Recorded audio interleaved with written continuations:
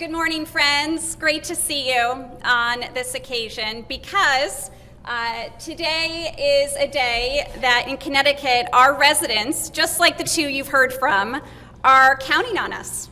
They're counting on us, especially as lawmakers, to listen to them and deliver for them.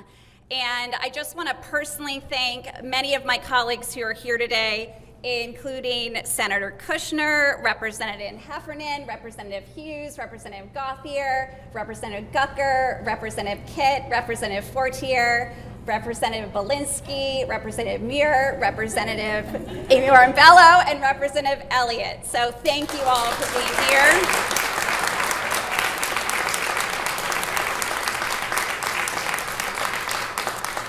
Today, one of the important things we will learn together is that with the release of the 2025 United Way ALICE report, financial hardship is surging with a record high 581,000 households who are unable to make ends meet. Things are not going to get any easier without our state action. When you think about your neighbors, down the street or in your own apartment building, this means 4 of your 10 neighbors are forced to make impossible choices, deciding to pay for utilities versus their car repair, whether to buy food or fill that pivotal prescription. We also know that costs for parents are going up.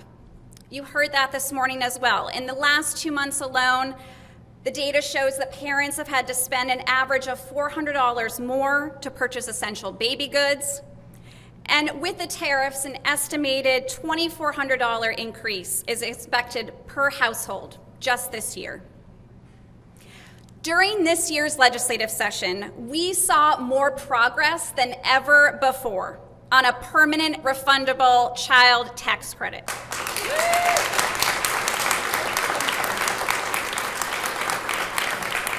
This is because, as legislators, we hear from parents.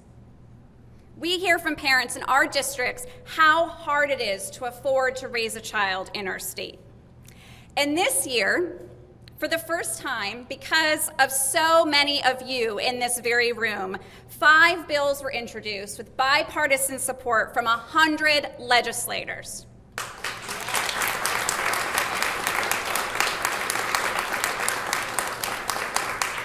I'd like to particularly thank Representative Antonio Felipe, chair of the Black and Puerto Rican Caucus, for his partnership in this effort. And because of this effort, we passed a proposal out of the Finance Committee. Unfortunately, it was not included in the final budget. However, because of so much of our work, we did take one crucial step forward in this relief, much needed relief, with an enhanced credit of $250 for families who already received the Earned Income Tax Credit.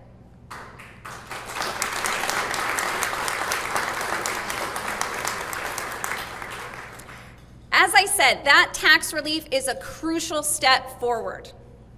But this amount of funds does not help so many of our families reach and pay these high costs. We know, even with this EITC enhanced credit, that 355,000 families with children, they just earn too much to qualify for the EITC, but they also can't make ends meet.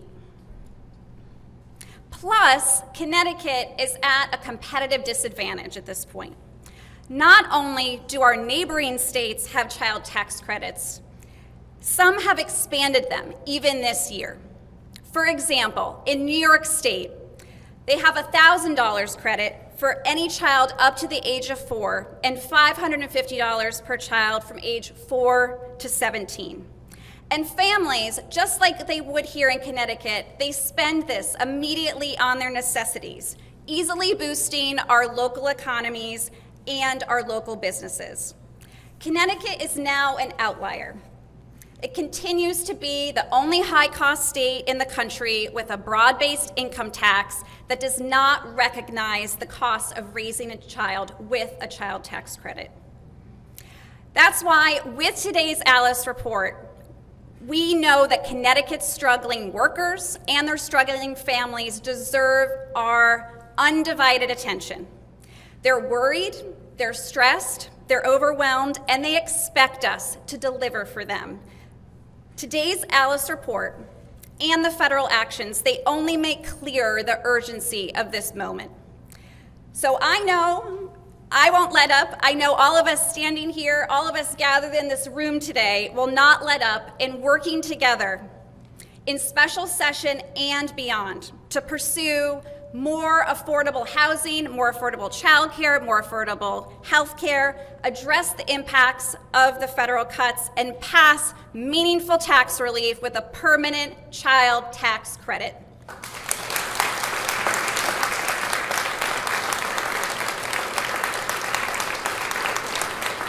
I can't thank everyone enough, especially our incredible folks here today sharing your stories. That takes real courage. And I know we're going to have the courage to recommit to our values and create a state where everyone can truly thrive. So thank you so very much. Thank you.